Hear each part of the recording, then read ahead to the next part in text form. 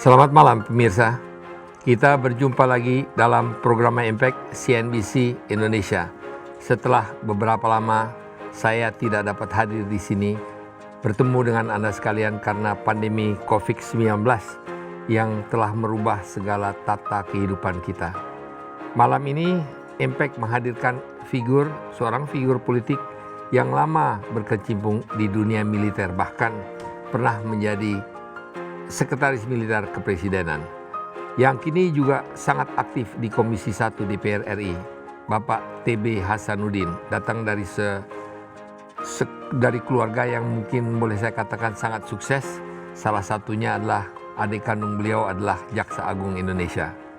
Selama 1 jam ke depan kita akan mengenal lebih dekat dengan Bapak TB Hasanuddin dan kita akan membahas tentang urgensi pembentukan pasukan cadangan RI dan bagaimana kebutuhan alutsista Republik Indonesia.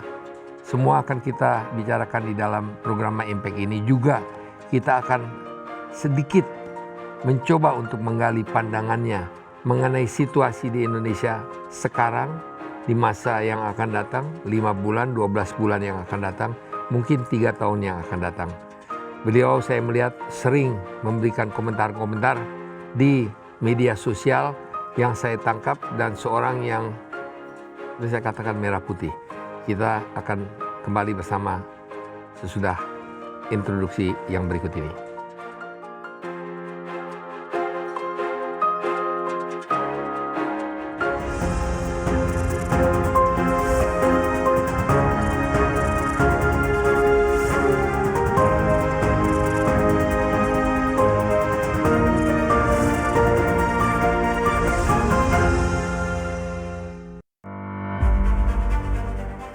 Nama TB Hasanuddin pun sudah tak asing dalam dunia politik tanah air. Pria kelahiran Majalengka 8 September 1952 ini merupakan lulusan Akabri tahun 1974. Sebelum terjun ke dunia politik, karirnya di dunia militer juga tidak bisa dipandang sebelah mata. Selain bertugas di Kostrad dan Kodam Jaya, TB Hasanuddin juga pernah menjadi komandan sektor pasukan perdamaian PBB di Irak pada 1992. Karir TB Hasanuddin kian dekat dengan kekuasaan, tak kalah menjadi ajudan Wakil Presiden Tri Sutrisno dan Presiden B.J. Habibie, hingga diberi amanah besar sebagai Sekretaris Militer Presiden Megawati Soekarno Putri dan Susilo Bambang Yudhoyono. Pada tahun 2009, TB Hasanuddin memutuskan untuk berlabuh ke PDI Perjuangan pasca pensiun dengan jabatan terakhir sebagai Mayor Jenderal. Karirnya di DPR juga terbilang moncer. TB Hasanuddin didaulat sebagai Wakil Ketua Komisi 1 pada periode 2009 hingga 2018. Ia kemudian terpilih kembali menjadi anggota Komisi 1 DPR periode 2014 hingga sekarang. Selain berkarir di dunia militer dan politik, TB Hasanuddin juga aktif menyuarakan pandangannya lewat buku Arsitektur Keamanan Nasional dan Bela Negara. Lantas, bagaimana sepak terjangnya hingga bisa menjadi seperti saat ini? Simak dialognya dalam Impact berikut ini. Selamat malam. Selamat malam. Apa kabar? Alhamdulillah. Terima kasih atas kedatangannya di studio CNBC. Kita sudah berkenal cukup lama. Jenderal memang sekarang sudah Mayor Jenderal adalah pangkat terakhir kalau tidak salah. Betul. Dan sudah sebetulnya keluar dari lingkaran pertahanan atau TNI, tapi Termasuk keluar dari lingkaran istana. termasuk keluar dari lingkaran istana. Tapi tentunya masuk ke dalam satu lingkaran yang mana sebetulnya adalah menentukan masa depan bangsa. Gimana? Insya Allah. Apa yang kira-kira dapat Jenderal TB Hasanuddin sampaikan mengenai statement yang baru saya sampaikan? Ya, saya kira begini ya. Bagi kami prinsip dimanapun bekerja, itu yang pertama saya diajarkan oleh orang tua kami, bahwa pertama itu tanpa pamrih. Yang kedua, tetaplah ya menjadi panutan sekecil apapun, dan yang terakhir tetap berjuang, bekerja hanya untuk kepentingan bangsa dan negara. Itu saja. Ya. Ya. Sedikit memberikan kilas balik mengenai bagaimana awal mula dari kemiliteran kemudian terjun ke politik. Apa yang menyebabkan, apa yang penyebab itu? Ya, ketika saya kalau lihat proses sejarah hidup saya pernah menjadi ajudan Wakil Presiden Pak Sutrisno. Kemudian saya diminta untuk menjadi ajudan Pak Habibie ketika beliau menjadi Wakil Presiden. Kemudian beliau menjadi Presiden, saya diminta juga untuk menjadi ajudan Presiden.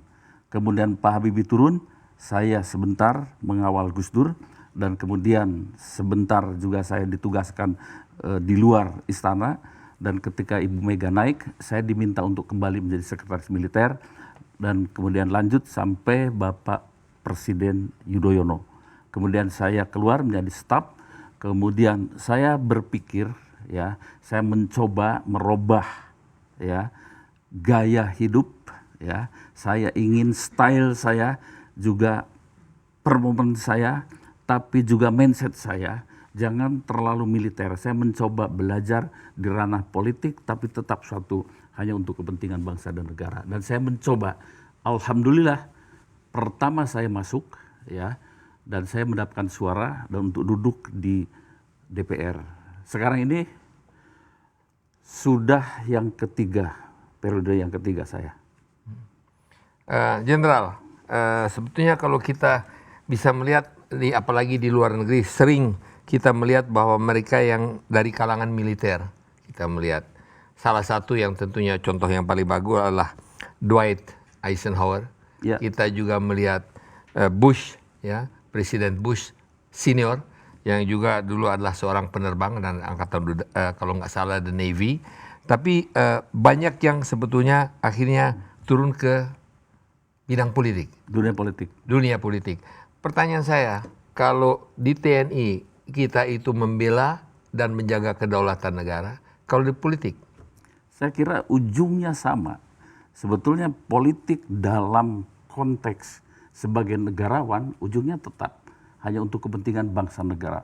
Tapi kalau dibawa politik ke tempat yang lain, saya kira menjadi kepentingan lain yang lebih kecil lagi, lebih sempit lagi.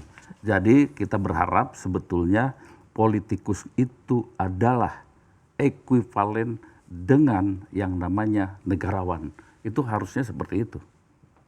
Jadi kalau di politik itu sebetulnya kita meletakkan, atau sebetulnya kalau di perusahaan menjadi komisaris perusahaannya, menjaga atau setiap saat mendrive atau menjaga, atau bahwa pemerintahan eksekutif melakukan hal yang menurut pandangan-pandangan politik itu adalah memang sudah sesuai dengan undang-undang Indonesia atau undang-undang negara kita, ataupun rencana apa yang dimaksudkan atau yang sebetulnya dipresentasikan pada waktu Presiden memberikan paparan mengenai apa yang akan terjadi di tahun-tahun berikutnya. Nah, siapa di antara tokoh-tokoh ini yang sangat menginspirasi Jenderal TB Hasanuddin? Ya, saya yang paling sangat berkesan itu adalah Pak Habibie.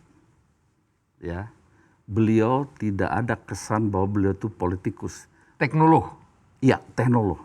Tetapi di dalam memanage, merangkul, kemudian melakukan pendekatan, itu sesungguhnya beliau politikus ulung, begitu, dengan cara-cara beliau.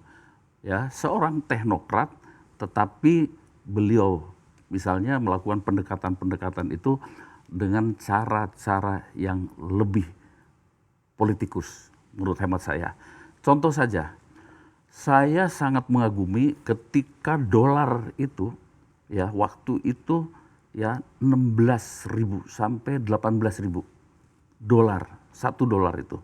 Hanya dalam beberapa bulan, dan beliau terus tiap malam melakukan kajian-kajian, mengambil keputusan, dan saya menjadi saksi mata, hanya dalam beberapa bulan jatuh menjadi 6.700. Saya catat tiap hari.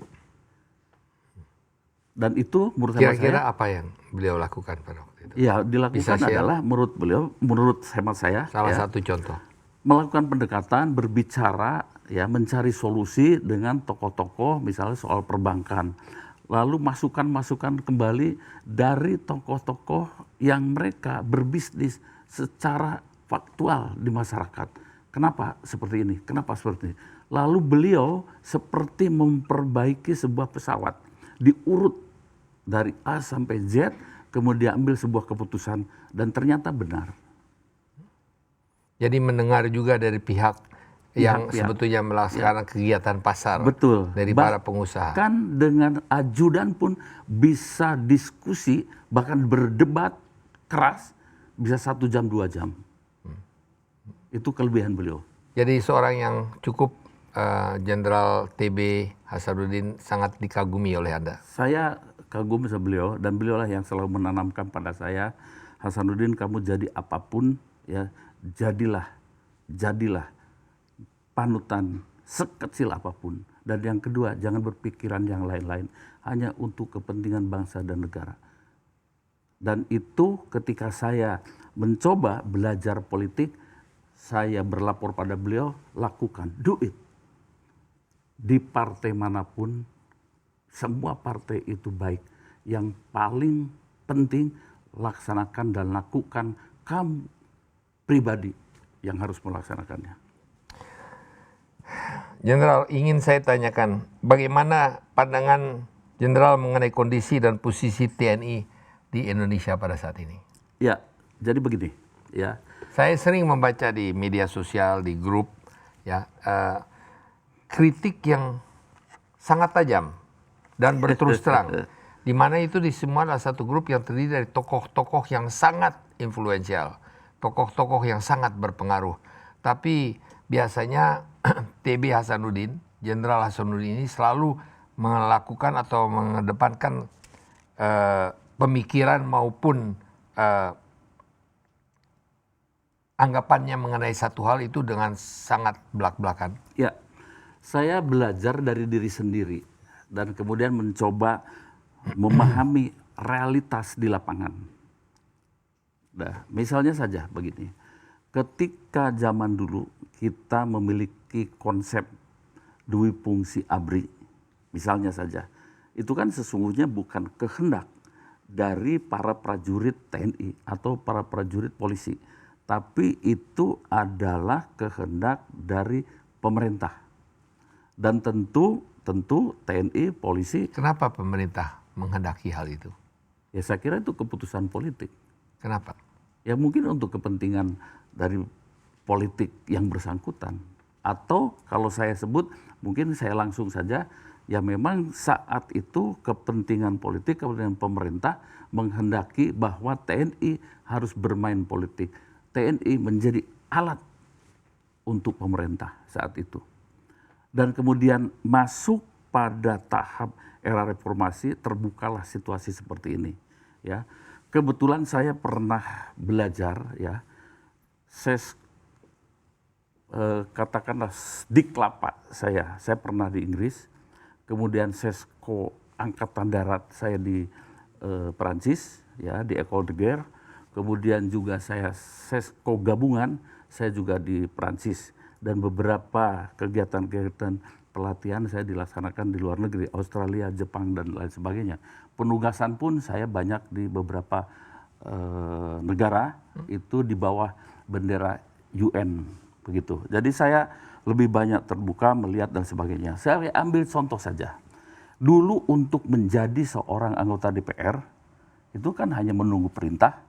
100 orang anggota DPR mulai dari kolonel sampai dengan letnan jenderal tinggal ada dikeluarkan surat perintah, berangkat, lalu duduklah di sana. Sekarang untuk menjadi seorang anggota DPR, yang pertama saya harus door to door, menyuarakan hati mereka. Lalu saya harus mampu bersedia menjadi tempat keluh kesah mereka, menjadi titip aspirasi mereka. Dan itu harus saya perjuangkan. Membuka baju TNI dan memakai baju sipil, untuk mendengarkan apa secara langsung keinginan para rakyat. Saya tidak bisa lagi sebagai seorang jenderal yang dikelilingi oleh pengawal dan memerintah saja. Saya Jenderal, door to door masuk. kita memang agak terlalu langsung panjang. Sebetulnya segmen kita sebetulnya hanya 15 menit, tapi sekarang sudah menjadi 20. Tapi pertanyaan saya belum tadi terjawab. Bagaimana keadaan kondisi dan posisi TNI di Indonesia pada saat ini? Saya kira sekarang ya lebih baiklah ya, era ketika dari ya dui fungsi ABRI itu kemudian dipangkas, kemudian masuk era reformasi, ada goncangan awalnya 2 tahun mungkin 2001 sampai dengan 2004, tetapi kemudian ke sini mulai dipahami Generasi yang baru ya. oleh generasi yang baru. Baik, kita jeda sebentar. Jenderal TB Hasanuddin. Pemirsa, kita akan mendengarkan pemikiran daripada Bapak TB Hasanuddin di Impact, dan kita akan kembali bersama Anda setelah jeda dan setelah pesan-pesan berikut ini.